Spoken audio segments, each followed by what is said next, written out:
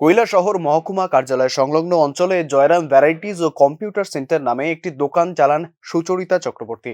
একাই এই দোকান চালান তিনি। মে মাসের 9 তারিখ অন্য একটি দোকান ভাড়া নিয়ে বড় পরিসরে ব্যবসা করার ইচ্ছে ছিল তার।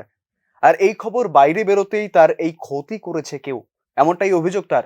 অভিযোগ, বুধবার রাত আনুমানিক 2টো নাগাদ তার দোকানে তালা কেটে দোকানের ভিতর আগুন লাগিয়ে দেয় দুষ্কৃতীরা। দোকানের 50 মিটারের মধ্যে থাকা দমকল অফিস থেকে দমকল বাহিনী এসে আগুন নিয়ন্ত্রণে আনে।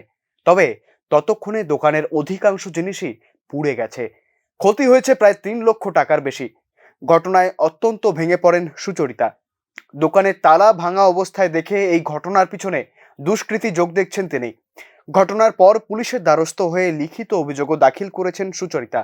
কোনো কিচ্ছু নাই, মদ টদ কিচ্ছু নাই।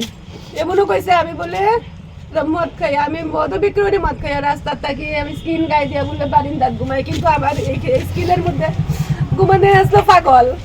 2 দিন পরে আমার স্কিন গায়ে দিয়া পাগল ঘুমাইছে, কিচ্ছু পাইছে না। তারপরে শেষমেশ যখন আগুন লাগাই দিছে, শত্রুতামি করছে 2 বছরে মোটামুটি প্রচুর ধরনের শত্রুতামি।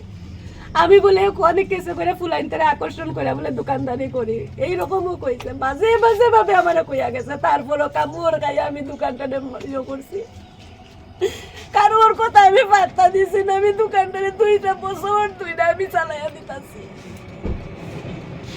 আজকে শেষমেশ আমার সন্তানটারে আমার কাছ থেকে নিচে গিয়া।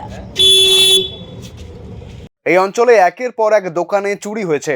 এবারে আবার দোকান ভেঙে আগুন লাগানোর ঘটনায় দুষ্কৃতী যোগ দেখে তীব্র চাঞ্চল্য গোটা এলাকায়। পাশাপাশি প্রশ্ন উঠছে পুলিশের ভূমিকা নিয়ে। কৈলাসহর থেকে দেবাশিস দত্তের রিপোর্ট, নিউজ নাও।